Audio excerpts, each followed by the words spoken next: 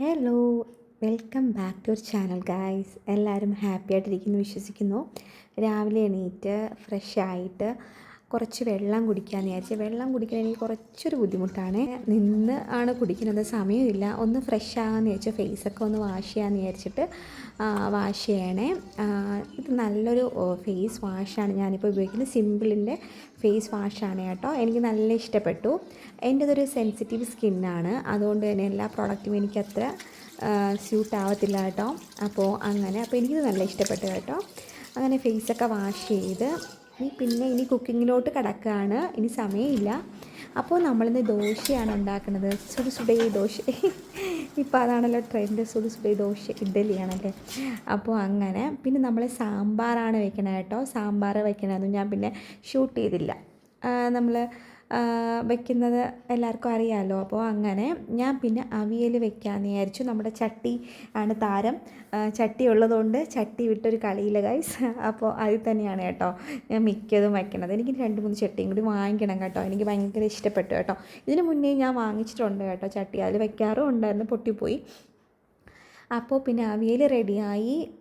നല്ല കളറുണ്ടായിരുന്നു കേട്ടോ അവിയലിന്. പക്ഷേ നമ്മുടെ ഈ ക്യാമറയിൽ കളർ കുറവാണ്, എന്താണെന്നറിയില്ല കേട്ടോ. കുഴപ്പമില്ല, എന്തായാലും സൂപ്പർ അവിയലായിരുന്നു കേട്ടോ. അവിയലും റെഡിയാക്കി. ഇനി നമുക്ക് മീൻ കറിയാണ് വെക്കാനുള്ളത്. മീൻ ഞാനെല്ലാം കഴുകി വൃത്തിയാക്കി എടുത്തായിരുന്നു കേട്ടോ. മുളക് പൊടിയും മല്ലിപ്പൊടിയും മഞ്ഞൾപ്പൊടിയും കൂടി നമ്മളൊന്ന് എണ്ണയിൽ സോസ് ചെയ്തിട്ട് നമ്മുടെ അരപ്പ്, അതായത് ഉള്ളി, പുളി, മഞ്ഞൾപ്പൊടി, മുളക് പൊടി ഇതെല്ലാം കൂടിയിട്ട് അരച്ചതാണ് കേട്ടോ. നന്നായിട്ട് അരച്ചെടുത്ത് മഷി പോലെ അരയ്ക്കണം എന്നാണ് എൻ്റെ അമ്മൂമ്മ പറയാറുള്ളത്. അതുപോലെ അരച്ച് എടുത്ത് പിന്നെ ഈ മലക്കറി കാണുമ്പോൾ എന്ത് ഭംഗിയല്ലേ. എനിക്ക് ഭയങ്കര ഇഷ്ടമാണ് കേട്ടോ. ഈ കളേഴ്സ് കാണുമ്പോൾ എനിക്ക് ഭയങ്കര ഇഷ്ടമാണ്. അപ്പോൾ നമ്മുടെ ഈ മുരിങ്ങയ്ക്കായും തക്കാളിയും പച്ചമുളകും എല്ലാം കിട്ടിയിട്ടുണ്ട് കേട്ടോ. അതെല്ലാം ഇട്ടു. മാങ്ങയുടെ കുറവുണ്ടായിരുന്നു, മാങ്ങ ഇട്ട നല്ലൊരു പൊളിയായിരിക്കും കേട്ടോ. മാങ്ങ കിട്ടിയില്ല കേട്ടോ. പിന്നെ ഞാൻ ഈ കുടംപുളിയും കൂടി ആഡ് ചെയ്യുന്നുണ്ട്. നന്നായിട്ട് മീൻ തിളച്ച് വന്നതിന് ശേഷം മാത്രമാണ് ഞാൻ മീൻ ആഡ് ചെയ്യേണ്ടത്. എൻ്റെ അമ്മ വയ്ക്കണ പോലെയാണ് കേട്ടോ ഞാൻ വയ്ക്കണത്. അമ്മുമ്മയൊക്കെ അമ്മുമ്മയുടെ നിന്ന് അമ്മയ്ക്ക് കിട്ടി, അമ്മയുടെ നിന്ന് എനിക്ക് കിട്ടി, അങ്ങനെ കേട്ടോ. അമ്മ പറയണ രീതി നമ്മൾ അങ്ങനെ ആയിരിക്കുമല്ലേ, അമ്മയുടെ നിന്നല്ലേ കേട്ട് പഠിക്കാറുള്ളത്. അമ്മ വയ്ക്കണ അതേ രീതിയിലാണ് കേട്ടോ ഞാനും വയ്ക്കണത്. നന്നായിട്ട് തിളച്ചിട്ട് ആണ് മീൻ ഇടാനെന്നാണ് എൻ്റെ അമ്മ പറഞ്ഞിരിക്കുന്നത്. അപ്പോൾ അതുകൊണ്ട് ഞാനും അങ്ങനെ ചെയ്യണം കേട്ടോ. നന്നായിട്ട് പിന്നെ മാങ്ങയും കൂടി ഇട്ടിരുന്നെങ്കിൽ പൊള്ളിയായിരിക്കും കേട്ടോ. ഇടയ്ക്ക് മാങ്ങ കിട്ടിയായിരുന്നു കേട്ടോ, ഞാനപ്പം വീഡിയോ ഷൂട്ട് ചെയ്തില്ല. അപ്പോൾ നന്നായിട്ട് തിളച്ച് വന്നിട്ടുണ്ട്. ഇനി കുറച്ച് കഴിയുമ്പം മീൻ കറി ആയിക്കോളും. ഇനി അടച്ച് വെക്കണം, മീൻ കറി റെഡിയാകും. പിന്നെ നിങ്ങളെല്ലാവരും സുഖമായിട്ടിരിക്കുന്നു വിശ്വസിക്കുന്നു. കമൻറ്റ് ചെയ്യണം കേട്ടോ. നിങ്ങൾക്ക് വീഡിയോ ഇഷ്ടമായെങ്കിൽ എന്തായാലും കമൻറ്റ് ചെയ്യണം. അപ്പോൾ പിന്നെ നമ്മൾ കറിവേപ്പിലയും കൂടി ആഡ് ചെയ്ത് കേട്ടോ. കറിവേപ്പില അത്ര ഫ്രഷ് അല്ല കേട്ടോ, കുറച്ചൊന്ന് ഉണങ്ങിപ്പോയി. എന്നാലും നല്ല കറിവേപ്പിലാണ്, നമ്മളെ വീട്ടിൽ ഉള്ള കറിവേപ്പിലയാണ്. അതുകൊണ്ട് ധൈര്യമായിട്ടിടാം. പിന്നെ നന്നായിട്ട് മീൻ തിളച്ച് വന്നിട്ടുണ്ട്. ഇനി വറ്റണം, ഒന്ന് അടച്ച് വെക്കുമ്പം തന്നെ അതായിക്കോളും. അതുമായി. പിന്നെ ഇനി മക്കൾക്ക് എന്തെങ്കിലും പരിപ്പോ അങ്ങനെ എന്തെങ്കിലും വെക്കാമെന്ന് വിചാരിച്ച്. ഈ മീൻ കറിയൊന്നും അവർക്ക് വലിയ പിടുത്തമില്ല കേട്ടോ.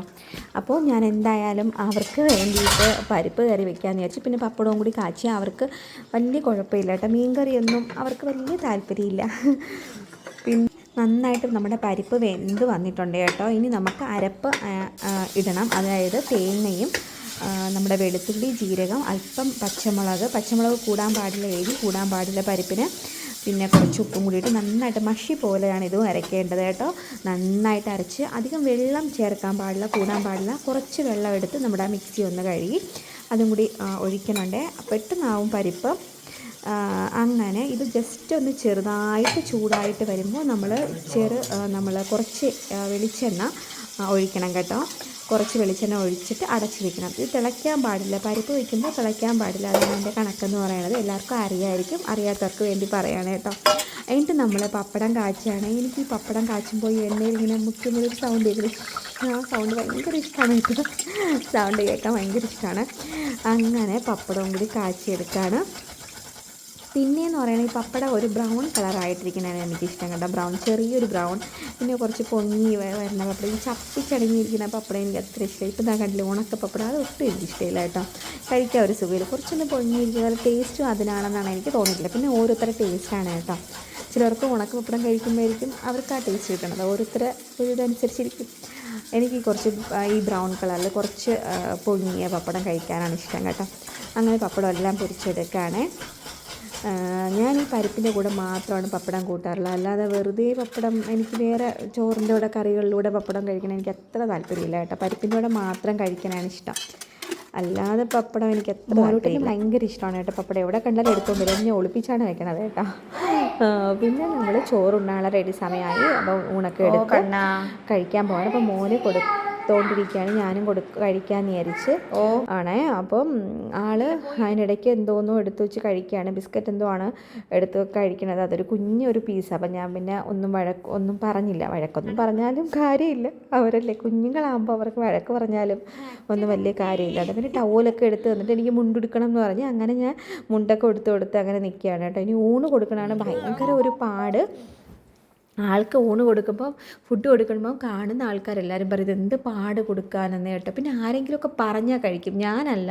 പുറത്തുനിന്ന് ആരെങ്കിലും ആ കഴിക്കുമെന്ന് പറഞ്ഞാൽ പിന്നെ ഒരു ചെറിയൊരു ഇതുണ്ട് കേട്ടോ, പേടിയുണ്ട്. അപ്പം നമ്മൾ മിക്ക സമയം വീട്ടിലല്ലേ, അപ്പോൾ പിന്നെ വേറെ ആര് പറയാനായിട്ട്. നമ്മൾ പുറത്ത് കല്യാണത്തിനോ അങ്ങനെ വല്ലതും പോകണമെങ്കിൽ അവൻ കഴിക്കും. അങ്ങനെ മോനെ കിടത്തി ഉറക്കി. എന്നിട്ട് എനിക്ക് 2 ഷോർട്സ് വീഡിയോ ഡാൻസിൻ്റെ എടുക്കണമെന്നുണ്ടായിരുന്നേ. അപ്പോൾ ഒരു അമളി പറ്റിപ്പോയി ഗൈസ്. എന്ന് വെച്ചാൽ മോൻ കിടന്ന് ഉറങ്ങണോണ്ട് എനിക്ക് സ്പീക്കറിൽ പാട്ടിടാൻ പറ്റിയില്ല. നമുക്ക് കേട്ടല്ലേ കളിക്കാനുള്ളത്. അതുകൊണ്ട് ഞാൻ അതൊന്നും ഇടാതെ എൻ്റെ മനസ്സിലുള്ള ടൂണിലാണ് ഞാൻ കളിച്ചത് കേട്ടോ. അപ്പോൾ ഇത് നമ്മൾ എഡിറ്റ് ചെയ്യുന്ന സമയത്താണ് മനസ്സിലായത് ഡാൻസ് ഒരു സ്ഥലത്തും പാട്ട് വേറൊരു സ്ഥലത്തും, അതായത് രണ്ടിടത്ത് നടന്നുകൊണ്ടിരിക്കും പോലെയാണ് തോന്നുന്നത്. അതേ ഒരു ഇതിൽ വന്നാലല്ലേ, ഹൃദയത്തിൽ വന്നാലേ ഒരു രസമുള്ളൂ. എനിക്ക് ഭയങ്കര സങ്കടമായി കേട്ടോ. പിന്നെ ഞാൻ ഭയങ്കര എഫേർട്ട് എടുത്ത് കളിച്ചാണ്. അതായത് കുഞ്ഞിനെ ഉറക്കി പതുക്കെ കിടത്തി ഉറക്കിയിട്ട് അങ്ങനെ പോയത് കളിച്ചതാണ്. അതുകൊണ്ട് പിന്നെ ടെൻഷനിൽ ഉണരുമോ അങ്ങനൊരു ടെൻഷനും ഉണ്ട്. അങ്ങനെ എടുത്തതുകൊണ്ട് പിന്നെ ഞാൻ എന്തായാലും ഷോർട്സിൽ അപ്ലോഡ് ചെയ്തിട്ടുണ്ട് കേട്ടോ. കാണാത്തവരുണ്ടെങ്കിൽ കണ്ടു നോക്കണം, ചീത്ത വിളിക്കരുത്. അപ്പോൾ അത്രയേ ഉള്ളൂ. Thank you for watching. Love you all. അപ്പോൾ നെക്സ്റ്റ് വീഡിയോയിൽ കാണാം. ബൈ.